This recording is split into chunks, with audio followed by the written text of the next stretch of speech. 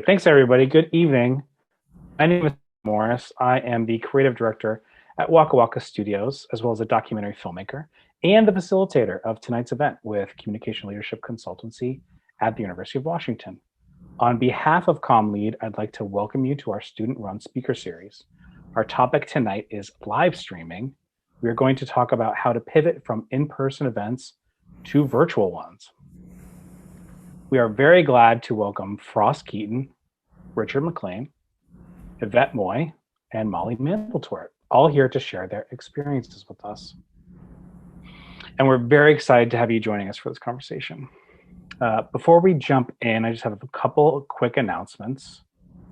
For starters, we are recording tonight's conversation, just an FYI. If you have bandwidth, please do turn on your camera as we want to see your smiling faces. But please keep your microphones muted, of course. After the discussion, we will have a Q&A, and we'd love to hear your questions. So please type any questions you might have for our panelists into the chat box at any time. We'll get to them in the they are asked once we reach the Q&A portion of tonight's event. Okay, so a quick intro for each of our panelists, and then we'll dive in. Yvette Moy is the Director of Public Lectures at the University of Washington. She's curated speaker lineups with just about everyone cool that you can imagine, including Monica Lewinsky, Karamo Brown, Anita Hill, and Laverne Cox. She believes almost any subject can be turned into a deep and compelling conversation that leaves audiences wanting more. Let's hope that's true for today. We are also joined by her colleague, Molly Mandeltort, who has worked with the Graduate School of Public Lectures since 2017. She manages operations for the in-person event series and experimental programming, including art exhibits, interactive digital archives, and the pivot to virtual lectures during COVID-19. Frost Keaton has led digital programs for companies such as T-Mobile, American Express, and Microsoft, in addition to overseeing global conference and event management. He's been the showrunner and producer on numerous interactive live stream programs, as well as community town halls, while pursuing a Master's of Communication in Digital Media and Communities and Networks. Ever heard of it? Okay. Richard McLean is a multi-camera live streaming director, technical director, and producer with over 10 years of experience. In 2019, in what can only be described as impeccable timing, he launched his own live streaming video production company. Since then, he's worked as a producer on a bunch of stuff, including sessions with Google Cloud Next on Air 2020, live streams with the University of Washington, and been the director for over 40 episodes of the live stream concert series Sessions in Place. Very, very excited to have you all here and for the conversation you are about to have. With that, I would love to turn it over to you.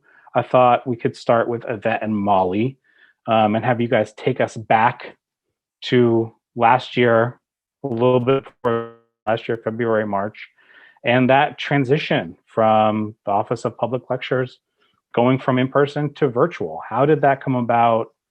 How was that transition go? Yeah, I'd love to hear about it. Thanks, Scott. Hi, everybody. The 1920 academic year was a year that was supposed to be built around the topic of success. So we had kicked off the academic year with Anita Hill and Christine Blasey Ford as a surprise guest, and got all the way up into winter quarter on February 26th when we hosted Karamo Brown. We were knocking it out of the park with all of our live events. We were having such a great time. On February 29th, we had the first death of COVID, which occurred in King County, if you'll recall. And then following that, on March 6th, President Cauce announced that all the spring quarter classes would be virtual, but we were supposed to be back in person in April, if you'll recall. So around that time, Molly and I said, it's time to start thinking about what we can and cannot continue working on. So on April 2nd, we were able to convince Monica Lewinsky to please show up with a remote virtual live stream from LA. We were able to set that up really quickly through my brother's connections. He's a filmmaker and he had friends in LA who did this. And so it was great, which also set us down another path of working with a really great caption practitioner that we still work with today. On around April 13th, the College of Arts and Sciences put out a question like, how does the University of Washington come together in response to COVID-19? So, we're the Office of Public Lectures, we meet in person. We were like, I don't know, but we have all these really great, brilliant faculty. I'm sure there's something that we can do to help share their research and show the impact of their research around COVID-19. The University of Washington was uniquely situated with the opening of the Population Health Initiative. It was just a very amazing time to be at the university. So on April 15th, we kind of hashed out a speaker's proposal. We were kind of feeling it out. And interestingly enough, April 21st, Hanson Hossein reached out to us and said, hey, I got this great idea. What resources do you need? And along with the resources, he introduced us to Richard and Frost. And then that's kind of where we started working together. And then by the 29th of April, we had a green light to create a 5-week series that we ended up calling Coexisting with COVID. And our first episode aired on May 7th. This was supposed to be a 5-week series, but because we had so much faculty interest and support, we ended up adding another 3 weeks. So it ended up being an 8-week series in totality for the summer. We worked with 20 different faculty from 19 different units. And then because we weren't sure what to do in terms of this pivot, we thought, well, we thought we would be done with Coexisting with COVID, and it didn't end. We're still in it. So we wanted to figure out how to do programming that was so relevant, that still also featured University of Washington faculty and their generous desire to share the information that they're working on out. And so we were able to agree with a 3-week per quarter lineup. So we were able to pull that off in autumn and winter quarter. And now, because we're realizing Zoom fatigue is really real, we decided that we would scale it back significantly for spring quarter this year and only host one Coexisting with COVID episode, which will interestingly air on almost 1 year to the day on May 6th. So that's where we're at. And the pivot was pretty intense. We went from an office of 2 staff people and 1 intern to a staff of 9 in roughly 8 days. So it was a pretty big change for us, but we did it wonderfully and brilliantly because we had Frost and Richard's leadership on all of this too. So with that, Molly, do you have anything else to add? Is there anything I forgot? I think that was a rough and dirty rundown of the last year, which made it sound so simple. Yeah.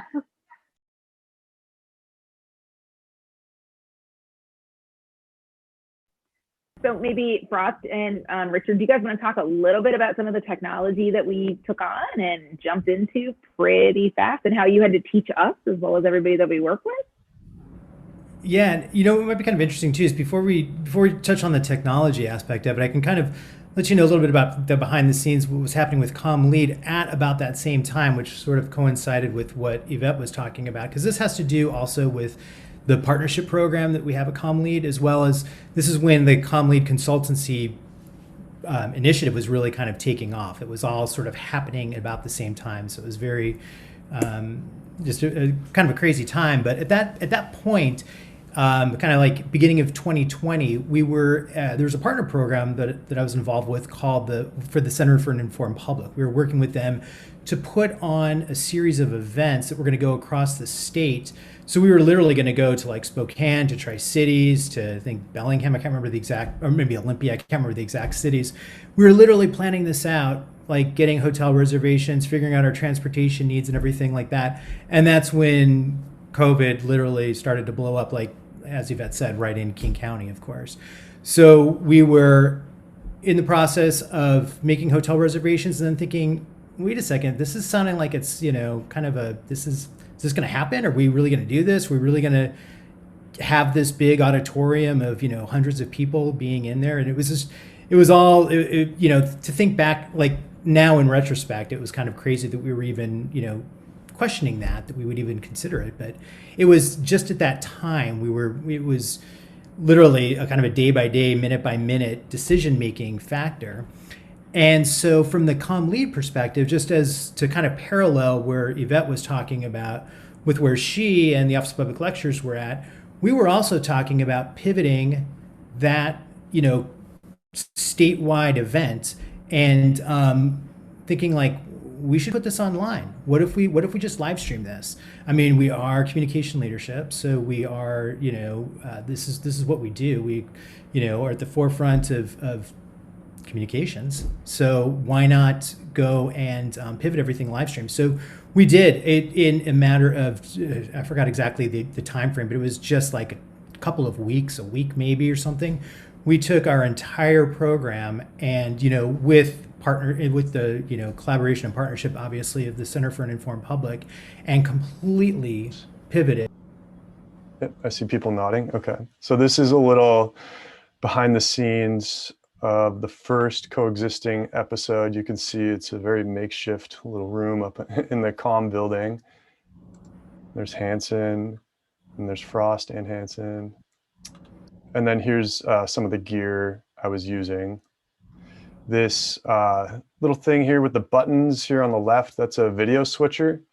So all the different video sources are connected to it. And by pressing the buttons, as a technical director, I can switch between the different video sources. So essentially editing something live. And that screen behind it, you can see all the different video sources up on there. And that's called a multi-view. So you see all the different cameras and computers that you can switch to during the show, and then you know what you're switching to when you press those buttons. And this is just a screenshot of what it looked like with Hanson. And then here's one of the split screen shots. And this is actually from another show. I'm going to come back to that, but I wanted to share what's called a signal path diagram. And now I'm not going to go through this whole entire thing, but the purpose of sharing this was to show how before an event, before a live stream, I'll actually think of every single piece of tech that we're going to be using and how it all connects together, and do a mock-up of it so that I can think through the plan for the technology so that I know if I need to source anything extra or if my plan is going to actually work. Early in my career, I did not do this, and it's a very painful experience to show up on site and realize, oh, hey, we don't have that cable, or hey, this computer, we plan to use it 2 different ways and now it's not going to work.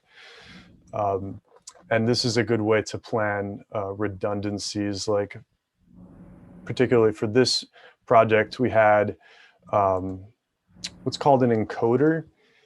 And that's what's actually sending the live stream. So if anybody does any video editing and you export a video, a live stream is doing that in real time, or even when you save a file on your computer, that when you see that bar going across, it's encoding that file. So a live stream is encoding the video in real time. And so that's a very crucial part of a live stream. So I had 2 different encoders. One was connected to an Ethernet, and the backup was on Wi-Fi, just so if anything happened to the primary, we had a backup that would kick in and the live stream wouldn't go down. You can see it kind of goes down here. Everything I planned out. This is a show we did later on that year with Alexis Harris and Carol Anderson, which had a similar workflow. And it was, Carol was calling in remotely, and we had Alexis on site. As you could see, we had a little more advanced setup for her, a little better lighting and background. And here's a picture of the tech from that project. You could see I've got a little different video switcher that I upgraded to. And you could see a different kind of multi-view here in the background. And this, I just wanted to show this picture. So this is doing everything physically. So the remote presenter workflow physically on site. And this is somebody here in town. This is their battle station, their workplace, where they have, you can see multiple laptops set up, multiple monitors. And so they've got like, I don't remember how many people they could support, but it's like dozens of remote guests at the same time. And so this is the workflow I was using. If you take it to like the 10th degree, this is the direction you would head. But actually, A little further into working together in the fall, we switched from doing everything all in person to an all remote workflow.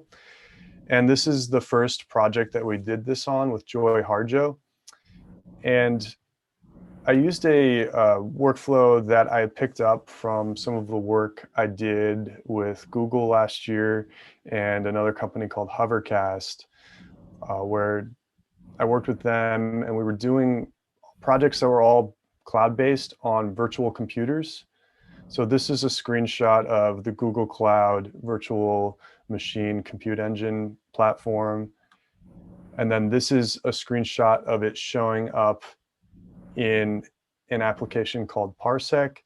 And how this works is that in what I showed you before, all the computers were local, like right in front of me. When I use a virtual computer, I'm renting a computer from Google on their server and then controlling it remotely. So like if one of you was able to start controlling my computer, which I think you can do that in Zoom, how you control a computer that you're not actually sitting in front of, that's what I'm doing, except I'm using a computer on Google server racks.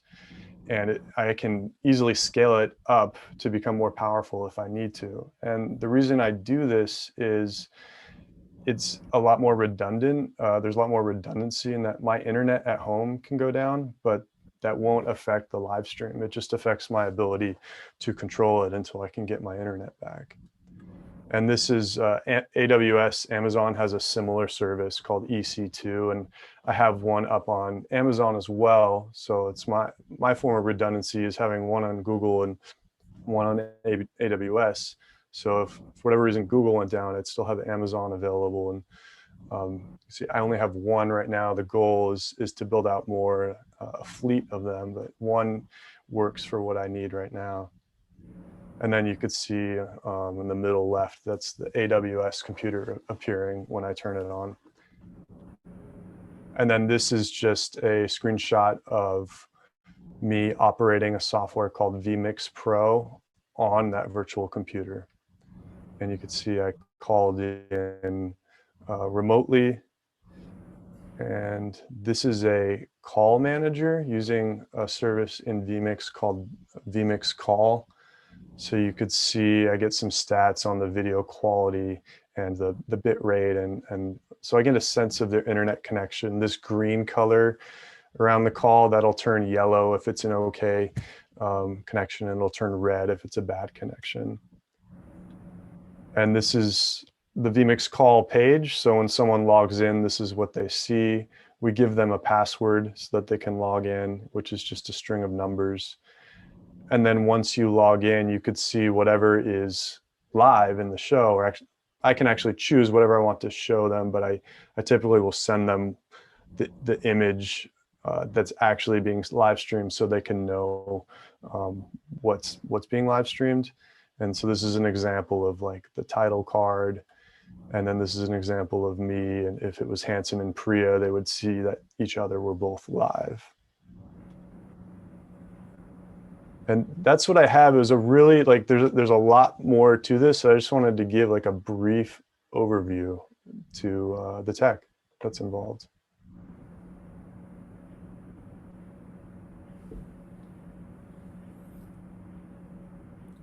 Awesome. Cool. Molly, I'm wondering if you could talk to us a bit about kind of how you were able to build an audience for the Coexisting series and what that process looks like. Sure. So Office Public Lectures has been around for many, many, many years, and we have a very loyal in-person audience. And that was a big challenge for us pivoting to live streaming when your core audience members are maybe not digital natives.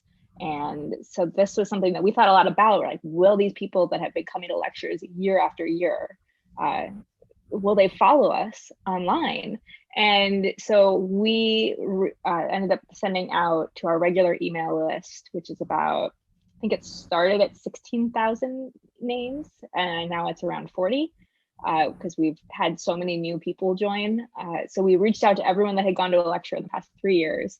We're like, here's the new way we're doing things. We hope you'll try it with us. And we are really upfront about the fact that this was also a new change for us. And we knew that people were going to be kind of resistant, because especially in those like early days of COVID, when people weren't sure how long it was going to last. I mean, not that we're sure, but you know, people were still really upset that we couldn't do things in person. Whereas when we started having events, you know, this year, we're all kind of used to that by now. So we were really worried that our viewers weren't going to follow us to this online realm. And so we knew we wanted to make something really easy for folks that maybe don't feel super comfortable with technology. So we turned to look at YouTube Live.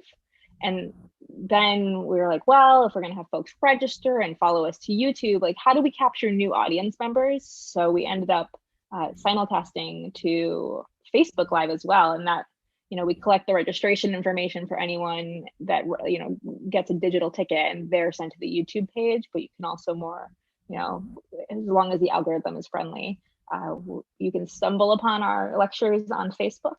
And that has led to some kind of outrageous viewing numbers. Like we were really, really pleased. Our first episode, we had a little under 10,000 views, which is obviously a lot more than we could host in Kane Hall or Mimi or any other auditorium that we regularly sell out. And we ended up, and that was a combination of YouTube views by registered attendees and Facebook views. And we found very quickly that while we were live streaming, and that was a really important part of our business, people also liked this, you know, this whole new time doesn't really matter part of COVID, where you could come back to evergreen programming and maybe 6:30 p.m. on a Thursday didn't work for you, but you could watch it on Saturday morning. You know, people who used to need to worry about getting a babysitter so that they could go to Kane Hall for a live lecture could suddenly watch at a time that worked for them. And so we kept building our audience that way. And it was a mix of, you know, meeting people where they're at and also asking people to follow us. And it worked really well. We grew as I said, we grew our email list. We have people that we do post-event survey after every event. And we regularly have at least a couple people who say it was their first ever digital UW event. So we know that we're getting new eyes. And the other really great thing about our audience and growing the audience was it was no longer limited to being local to Seattle. I know our first season of coexisting with COVID, we had tickets registered to like 40 people in 43 states were represented, and many countries. So it was something that we had got to expand our reach, and that kind of impact is something that we had never been able to do before, and that we totally credit it to live streaming and moving things to a digital event. As you know, folks in Australia are watching our lectures, which, you know, that's a totally different time zone. So that was really exciting, and that's something that made us think differently about our programming and what it means to represent UW, because we realized that this is a brand that people know and trust, and also were willing to, you know, either they trusted to stumble upon it or follow us to YouTube. So we found a really successful way of programming that way. That's super cool. Yeah, thank you for sharing all that. So everybody, I know we have a couple more things that we want to kind of get to, but I just wanted to shout out a reminder to put your questions in the chat. I have a ton of questions, so good luck getting them by me, because I'm gonna ask all mine. No, I'm just kidding. Ask questions, put them in the chat. We will get in just a minute. But before we do that, I kind of want to ask, you know, y'all, like, what's next for, you know, this collaboration, for other things that you guys are working on, and yeah, what do you got coming up? Oh, I'll take that one. That's okay. One of the things that we learned through COVID is that none of us possess a crystal ball. So it's difficult for us to predict what the next iteration of public lectures will be. We have definitely put our toe in the pool for in-person events. And right now we're looking at what that could possibly lead to. The challenge with going forward with any of it is the speaker at the end of the day. I mean, we know what we're up for. We know what we're capable of doing, which is very exciting. At least that unknown is taken off of the table. But we just don't know where our speakers are and sort of what they are comfortable doing, and with not just traveling, but also having their talks recorded. That's always been a stumbling block for our office. because a lot of speakers do not want to have their the content recorded and then shared out over the internet. There's a lot of fear around that. So, you know, as we move forward very gingerly, we're trying to bring everybody along. But one of the things that Molly and I are really committed to doing is maintaining some level of recording so that we can do either post-event broadcasting or live streaming because of the accessibility issue that we were able to answer, right? I mean, so many people who would find coming to campus impossible, you know, if you're in a wheelchair or even if you're deaf. I mean, we just weren't able to reach those communities as well as we have been through a live stream platform. So that's the future. It's murky. We'll be around, but we just don't know in what shape, form, or fashion. So that's what we know for now. I think too, we're going to see that trend, you know, happening with a lot of other different types of events as well. I mean, certainly with, you know, what Yvette was just talking about with Office of Public Lectures, but I think as a whole, it's, you know, people, I mean, obviously right now, people can't meet in person due to the pandemic.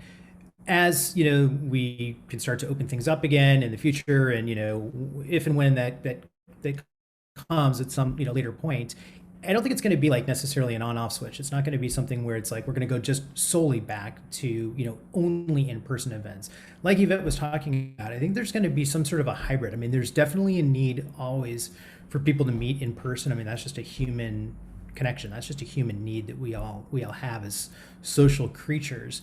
And at the same time, you know, we've now had this technology that's available to us where we can, you know, go across the globe and, you know, people can pick it up when they want to. And, you know, and that interactivity, that's something that's so key to these things too, is that, you know, even in in-person events, there's always the opportunity, of course, to ask questions and do all of that. But with these events that we have, we still keep that interactivity in there. And I think that that's, you know, especially with the digital events, that's one really critical thing as people are thinking about moving to live stream, keeping that interactivity with your audience members to keep them really engaged is a critical component of making a successful online event. We've been doing Richard and I have been working on some fundraising activities for some of the different departments and units, you know, here at UW. And, that's such an important factor that we always try to weave into that. How do you bring in audience members to speak with the host, whether it's having them on screen, like side by side, so that, you know, they're actually having a conversation with each other in real time, or in some instances, like we just worked on this one project where the host would shout out to the audience, like, hey, I know that, you know, a lot of you are, you know, alumni from HBCUs, you know, give a shout out to your alma mater. And then people would type in the live chat on YouTube and they would say, you know, hey, you know, I'm proud alumna from, you know, Howard or, you know, Jackson State University or whatever it was. And then what would happen is that it would transition from her speaking live, and then we had a pre-recorded video of some other folks that were talking.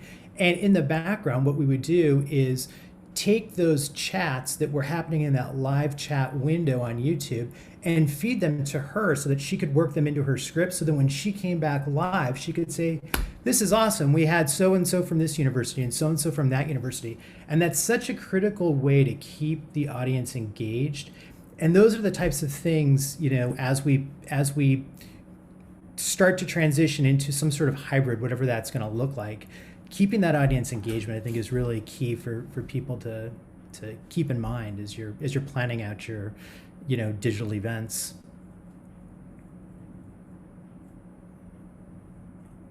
Cool. Richard, did you want to jump in with anything? Did you have anything in terms of Sure, I guess, yeah, like when I was, you know, I've been doing live streaming specifically for like last 6 to 7 years. And when I first started and I told people that's what I did, they wouldn't really get it. They'd be like, oh, like Netflix and what I used to tell people is like, it's kind of like a TED Talk, because this is all when we did in person, except we're doing it live and you can watch, you know, on YouTube, and then people would kind of get it. But I think now, I mean, you know, a couple years ago, more people get it, but now it's just like inescapable. There's a lot more understanding on what, you know, live streaming an event means, or more people have attended live streams. So, and in terms of the tech, prior to this, bringing in a remote caller live certainly was one of my least favorite things to try to do. And most people in this industry, it's least favorite part of production, because you don't have any control over the person's internet, and there's like so many factors. But people now have been forced for a year to predominantly work in that space. So it's had a lot of people working on a bunch of different types of whether it's workflows or hardware and software companies making new tech that people like me can actually use. It's just rapidly evolved in a way that hadn't prior to COVID. Cool.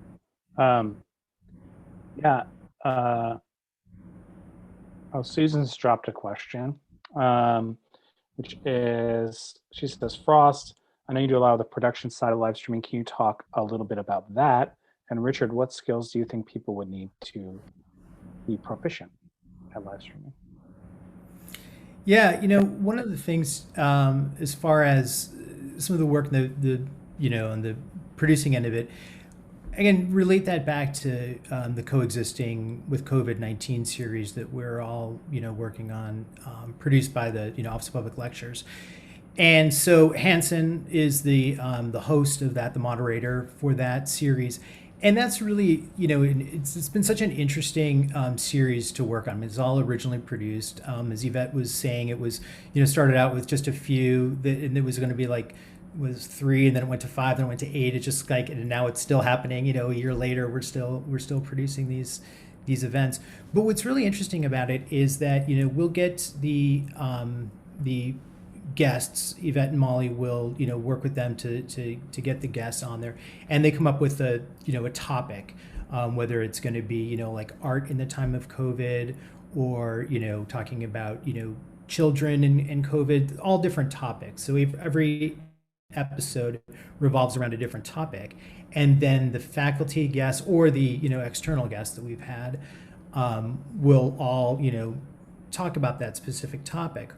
So what I'll do is I work with Hanson really closely on this, and what I'll do is I'll go and research all of these different guests that we have, and I'll go through and read what is their research about, what are their specialties, what are they in the news for, what's happening in the news around it. So not just them, but like what's happening around it. And I'll put these, different Google Docs together that, outline all of these different things, all of these different research topics about the guests and the topic at hand. And then we'll have a pre-interview with them. So we'll meet with them, Hanson and I, over Zoom, of course. And we'll talk with them and just kind of get a feel for what their expertise is. He'll also try to find out what is the limit, like where does their expertise, where does that end, so that he doesn't cross that boundary, certainly, because there's certainly no need or want to have to surprise or try to get a gotcha for these people, not at all. So we want to find out where's our comfort level for the questions that they're asking. So we'll go through, have a 30-minute conversation with each one of them, and then as that's going on, he and I talk about what's the narrative arc that we want to have for these episodes. What are the different threads that are being woven together through these different people, these different guests that we're speaking with.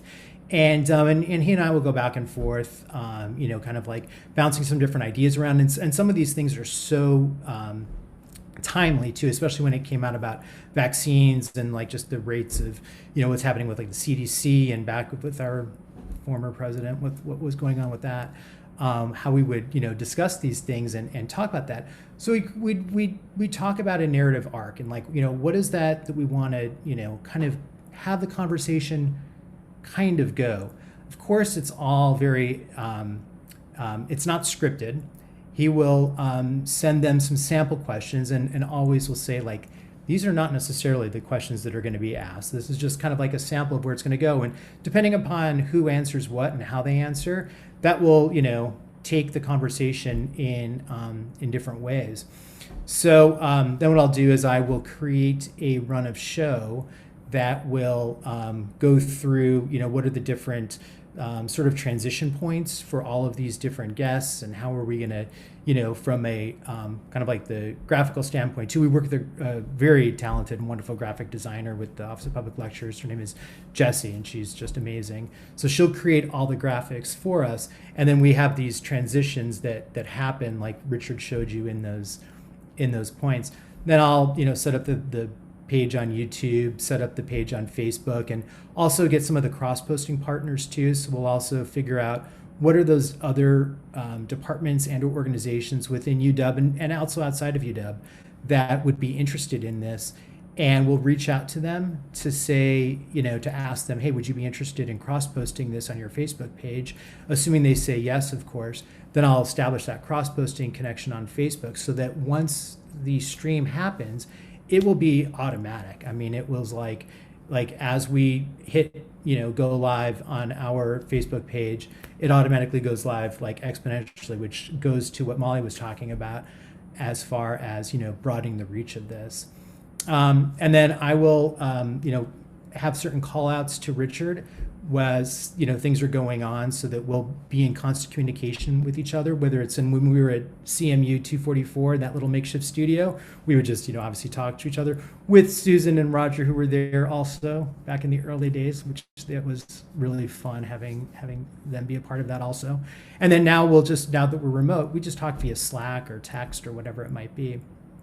So it's kind of a broad sort of overview of the types of things you do with, you know, on the production end. You deal with kind of like the, you know, content, the story that you want to tell, the guests, working with the coordination of all of that, the transitions, creating that run of show, and pushing it out to the different distribution channels that you're going to be broadcasting from, live streaming.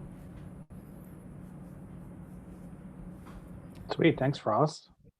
Richard, did you some skills that you thought, you know, people would be good for people if they... I guess I could talk a little bit about the things I see in my past that, like, because I didn't know this was a thing. I'd watch sports on TV, but I had never made the connection. Oh, there's somebody like directing all these multiple cameras, or there's all this tech behind it. And so, like, my mom is a music teacher, so I grew up around being behind backstage as she was like directing musicals and theater stuff. So even at an early age, I was around events, and I played in band throughout middle school and high school, and I've played guitar for a long time. So I learned a lot about like rehearsing and practicing. And then I did writing in undergrad, so I did creative writing. So I learned kind of like creative expression there. And then my first job, I did a lot of video editing. So I learned a lot about like what makes a good cut, and why do you cut, and why would you stay on this person rather than this other person. And so when I started doing live streaming, it kind of pieced together all of these things that I've been doing already, and it married together very well. And is what kind of skills for live streaming, I think people who play music, or gamers, people who like think quick on their feet, that's a very important skill to have, or to be very improvisational, because like it's very rarely goes exactly according to plan. So you have to come up with solutions very quickly, and just be willing to practice it a lot. It's I think, since I play guitar, I think of it like playing guitar. Like, if I was going to perform somewhere, I would practice the songs before getting on stage. And so like when I have a new workflow, I'll practice that quite a few times. I'll often Slack Frost, hey, can you get on Zoom? I want to practice this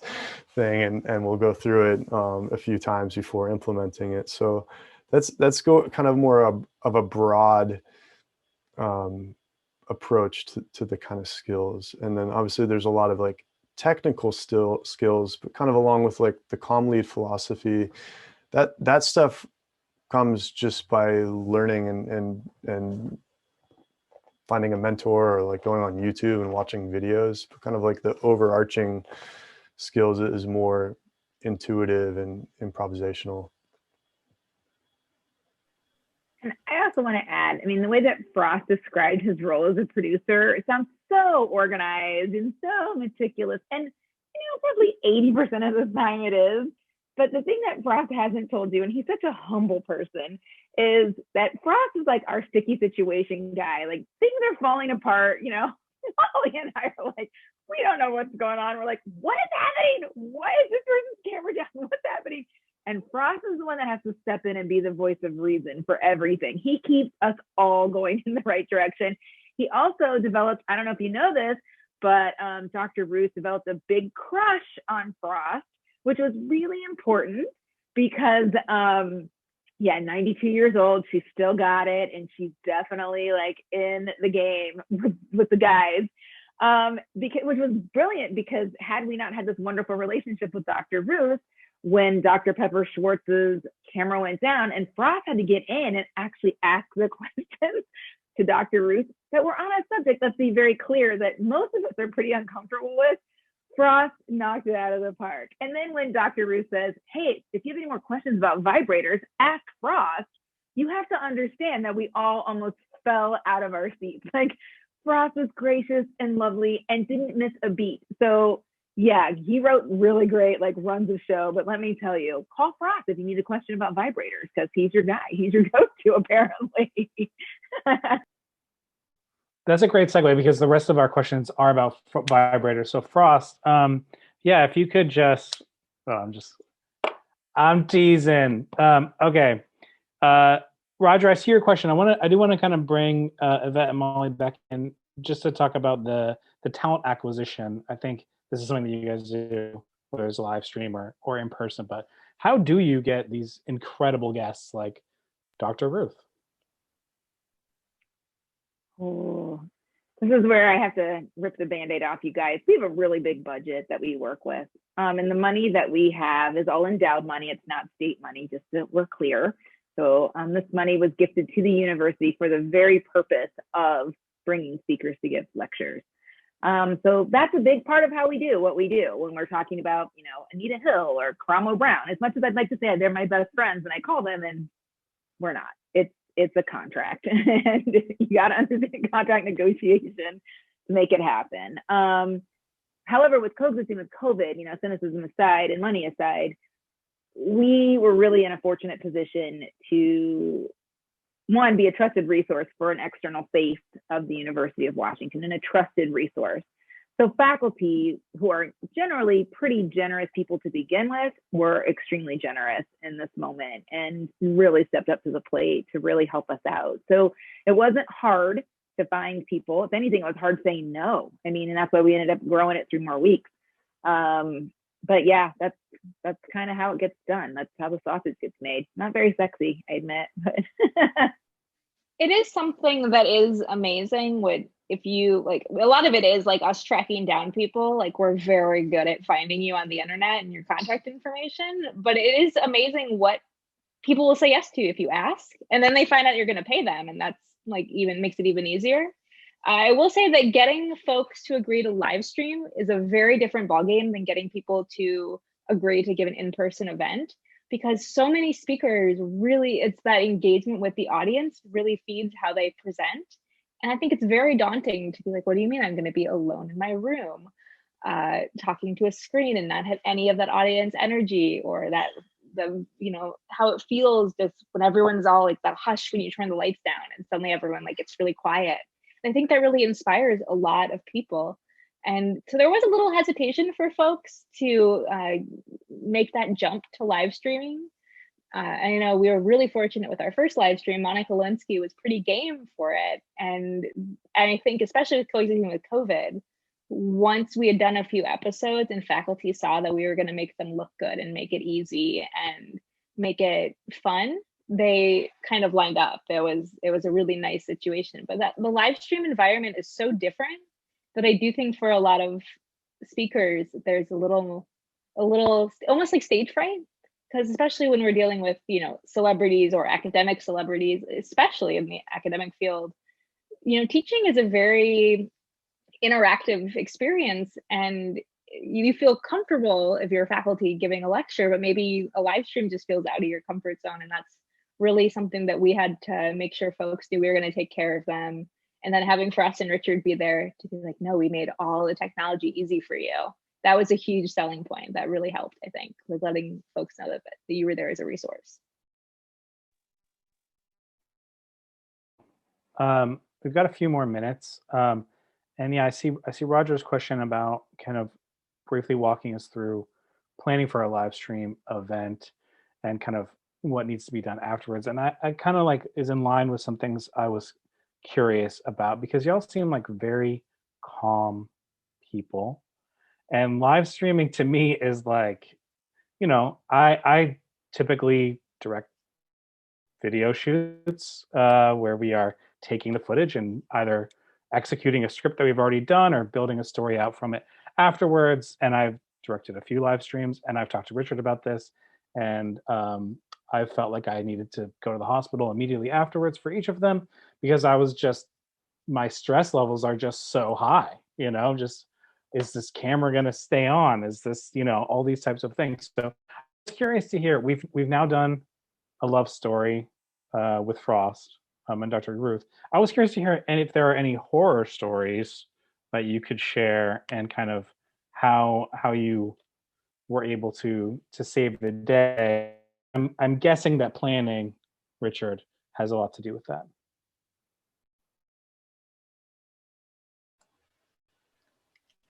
I don't think we had any major goofs. Yeah, go ahead, Yvette. Yeah, I mean, we don't have horror stories. I mean, I've been in this job for 20 years. So, I mean, you just don't go into an event and event planning as an anxious person, just generally speaking, because you always know something's going to go wrong. It never goes 100% right. I mean, you just walk into it and go, okay. What you do know is that you've got to put your faith in your team, right? And know that every person there is there to make everyone else look really good, right? I mean, that's the common goal. And I feel really lucky that I have a team of people who really do believe in that mission and embrace that. We don't have any divas on the team. I mean, maybe the closest would be Hanson, just because, I said it out loud. He's probably the closest thing to like a diva, if you will. And even he's pretty easygoing. So I think you just hire people that are brilliant and smarter than you, and put your faith in them, and just know things are going to go wrong and let it go. I mean, somebody did comment, like, what was it, Molly? Remind me. We got an A on content, but an D on execution, like, for one of our live streams. I think that was the one when we had one of our moderators' audio dropped, and people were not forgiving, even though we've all had our internet go out or like something wrong like that. But yeah, A for effort, D for execution. That was pretty harsh.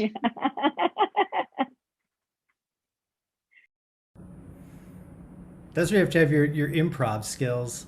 That's like, if any of you have taken listening and leadership, I think it's called, with Anita, she brings in these, somebody, or at least she did when I took the class, from an improv, I forgot what it's called, but some improv thing. And improv skills, it's like you got to roll with it, like Yvette said. It's like, things are going to happen. Things are going to happen that are not planned. And you just have to be there and trust the team and roll with it and pivot on the fly, even if it means asking Dr. Ruth questions about vibrators. It's got to do it. All in a day's work. Yeah, for me, my major mistakes happened years ago, and like they're so stressful and painful that like I get OCD about planning these things and think of anything that could go wrong, and if that goes wrong, then what do we do?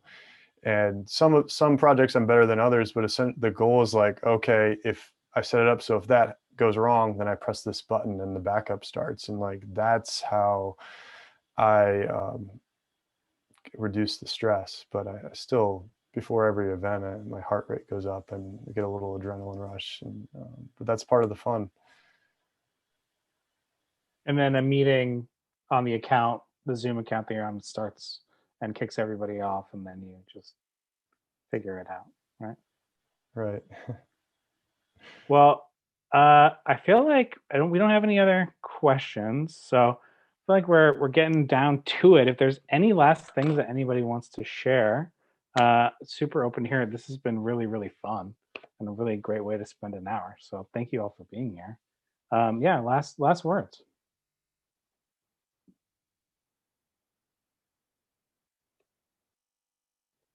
Molly, let's hear from you. What's one of the your favorite things over the past year of doing live stream events?